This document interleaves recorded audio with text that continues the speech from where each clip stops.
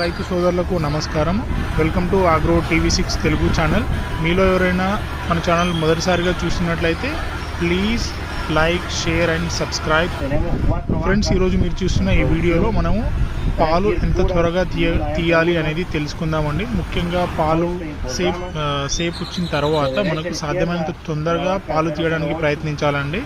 ఈరోజు మనం ఈ వీడియోలో ఈ అన్న ఎలా తీస్తున్నాడు, టెక్నిక్ ఏంటి అనేది మనం చూద్దామండి. ఈ అన్నగారు చూడండి ఎంత ఫాస్ట్గా తీస్తున్నాడో. సో మనము ఎలా అంటే వాటిని రొమ్ములను పట్టుకున్న తర్వాత ఈ అన్నగారు బొటన వేలితో గట్టిగా ఒత్తుతున్నాడండి పాలు త్వరగా రావడం కోసము. మనము కూడా ఇలా చేయాలి అనుకుంటే ముందుగా మనము కొద్దిగా ప్రాక్టీస్ చేయవలసి ఉంటుందండి.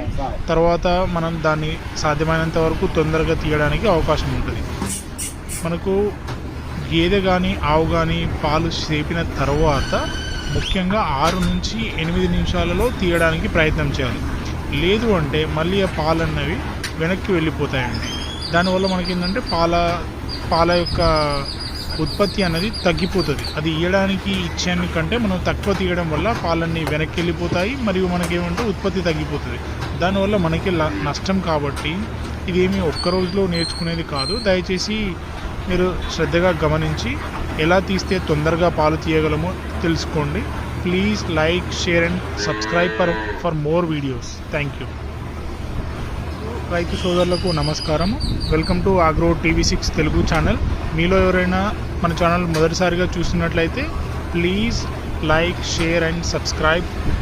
ఫ్రెండ్స్, ఈరోజు మీరు చూస్తున్న ఈ వీడియోలో మనము పాలు ఎంత త్వరగా తీయాలి అనేది తెలుసుకుందామండి. ముఖ్యంగా పాలు సేపు వచ్చిన తర్వాత మనకు సాధ్యమైనంత తొందరగా పాలు తీయడానికి ప్రయత్నించాలండి. ఈరోజు మనం ఈ వీడియోలో ఈ అన్న ఎలా తీస్తున్నాడు, టెక్నిక్ ఏంటి అనేది మనం చూద్దామండి. ఈ అన్నగారు చూడండి ఎంత ఫాస్ట్గా తీస్తున్నాడో. సో మనము ఎలా అంటే వాటిని రొమ్ములను పట్టుకున్న తర్వాత ఈ అన్నగారు బొటన వేలితో గట్టిగా ఒత్తుతున్నాడండి పాలు త్వరగా రావడం కోసము. మనము కూడా ఇలా చేయాలి అనుకుంటే ముందుగా మనము కొద్దిగా ప్రాక్టీస్ చేయవలసి ఉంటుందండి. తర్వాత మనం దాన్ని సాధ్యమైనంత వరకు తొందరగా తీయడానికి అవకాశం ఉంటుంది.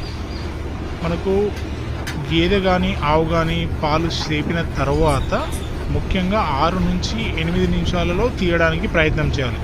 లేదు అంటే మళ్ళీ ఆ పాలు అన్నవి వెనక్కి వెళ్ళిపోతాయండి. దానివల్ల మనకి ఏంటంటే పాల యొక్క ఉత్పత్తి అనేది తగ్గిపోతుంది. అది ఇయ్యడానికి ఇచ్చాని కంటే మనం తక్కువ తీయడం వల్ల పాలన్నీ వెనక్కి వెళ్ళిపోతాయి, మరియు మనకేమంటే ఉత్పత్తి తగ్గిపోతుంది. దానివల్ల మనకి నష్టం. కాబట్టి ఇదేమి ఒక్క రోజులో నేర్చుకునేది కాదు. దయచేసి మీరు శ్రద్ధగా గమనించి ఎలా తీస్తే తొందరగా పాలు తీయగలమో తెలుసుకోండి. Please like, share and subscribe for more videos. Thank you. రైతు సోదరులకు నమస్కారం. వెల్కమ్ టు ఆగ్రో టీవీ6 తెలుగు ఛానల్. మీలో ఎవరైనా మన ఛానల్ మొదటిసారిగా చూస్తున్నట్లయితే please like, share and subscribe. Friends, ఈరోజు మీరు చూస్తున్న ఈ వీడియోలో మనము పాలు ఎంత త్వరగా తీయాలి అనేది తెలుసుకుందామండి. ముఖ్యంగా పాలు సేపు వచ్చిన తర్వాత మనకు సాధ్యమైనంత తొందరగా పాలు తీయడానికి ప్రయత్నించాలండి. ఈరోజు మనం ఈ వీడియోలో ఈ అన్న ఎలా తీస్తున్నాడు, టెక్నిక్ ఏంటి అనేది మనం చూద్దామండి. ఈ అన్నగారు చూడండి ఎంత ఫాస్ట్గా తీస్తున్నాడో.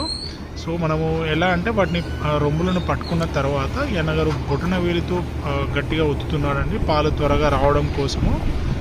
మనము కూడా ఇలా చేయాలి అనుకుంటే ముందుగా మనము కొద్దిగా ప్రాక్టీస్ చేయవలసి ఉంటుందండి.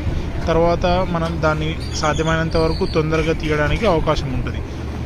మనకు గేదె కానీ ఆవు కానీ పాలు సేపిన తర్వాత ముఖ్యంగా 6 నుంచి 8 నిమిషాలలో తీయడానికి ప్రయత్నం చేయాలి. లేదు అంటే మళ్ళీ ఆ పాలు అన్నవి వెనక్కి వెళ్ళిపోతాయండి. దానివల్ల మనకి ఏంటంటే పాల యొక్క ఉత్పత్తి అనేది తగ్గిపోతుంది. అది ఇయ్యడానికి ఇచ్చాని కంటే మనం తక్కువ తీయడం వల్ల పాలన్నీ వెనక్కి వెళ్ళిపోతాయి, మరియు మనకేమంటే ఉత్పత్తి తగ్గిపోతుంది. దానివల్ల మనకి నష్టం. కాబట్టి ఇదేమి ఒక్క రోజులో నేర్చుకునేది కాదు. దయచేసి మీరు శ్రద్ధగా గమనించి ఎలా తీస్తే తొందరగా పాలు తీయగలమో తెలుసుకోండి. Please like, share and subscribe for more videos. Thank you. రైతు సోదరులకు నమస్కారం. వెల్కమ్ టు ఆగ్రో టీవీ6 తెలుగు ఛానల్. మీలో ఎవరైనా మన ఛానల్ మొదటిసారిగా చూస్తున్నట్లయితే please like, share and subscribe. Friends, ఈరోజు మీరు చూస్తున్న ఈ వీడియోలో మనము పాలు ఎంత త్వరగా తీయాలి అనేది తెలుసుకుందామండి. ముఖ్యంగా పాలు